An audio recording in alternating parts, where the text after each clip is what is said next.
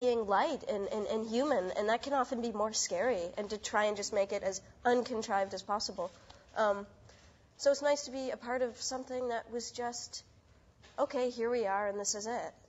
Because, often it is a lot easier to just lie on a basement floor and be burnt by children with cigarettes. In a film. That's her other movie. That didn't actually happen to her. But by me. Do you know what I'm saying? No? No, I know what you mean.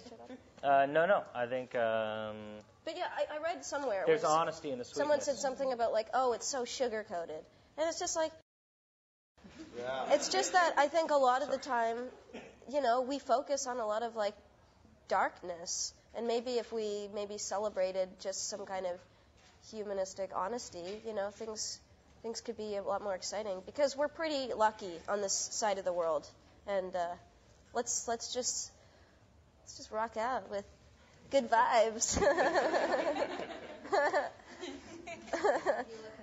Mix TV.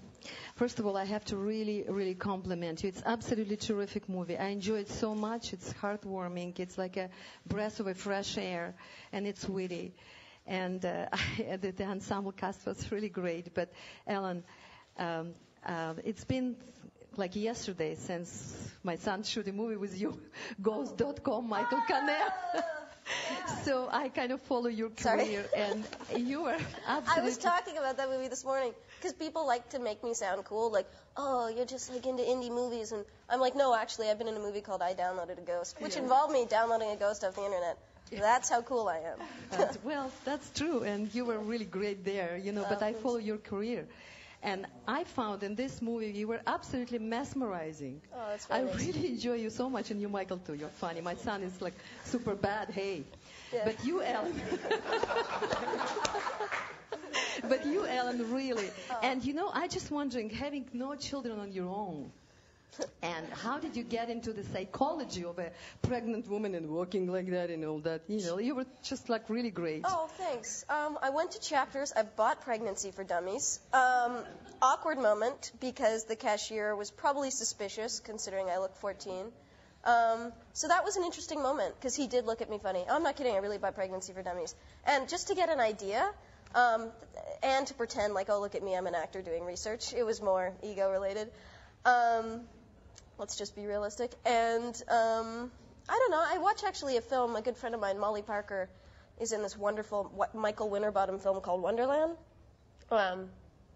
It's amazing if people haven't seen it. Anyway, she's pregnant throughout the film. This is bad. It's not like I stole Molly's performance, but it was interesting to watch her deal with that. And she goes through birth in the film. So we built 2 body casts for Ellen for her 8-month belly, and one was a photorealistic one that we'd use only when we needed to expose the belly because it was really heavy, and the other one was made out of foam, is very light. And about halfway through shooting, I realized that Ellen was never putting the light one on, and now Ellen is a giant, obviously, but I was scared for it.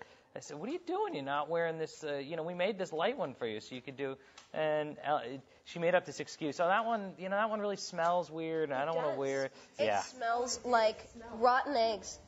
And that was awkward when you're waiting in a room for them to say action, and there's like an AD next to you that's supposed to give you your cue, and you're just kind of like thinking, it's not me, I swear. It did smell weird. Thank you, Jen.